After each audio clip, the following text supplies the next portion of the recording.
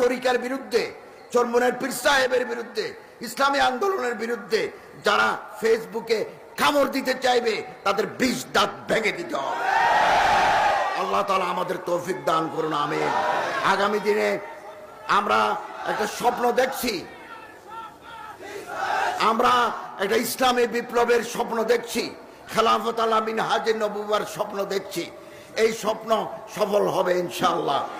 টেকনাফ থেকে দিনাজপুর পর্যন্ত আলহামদুলিল্লাহ জাগরণ এসেছে। জাগরণ কৃষক, শ্রমিক, ছাত্র, মেহনতি মানুষ, রিক্সাওয়ালা সব জায়গায় সংগঠনের বিস্তৃতি লাভ করেছে।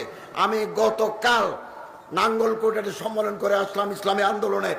এরকম সব জায়গায় ইসলামী আন্দোলনের কর্মীরা, সাধারণ মানুষরা চরমনের তরিকাকে মহব্বত করে আসছে।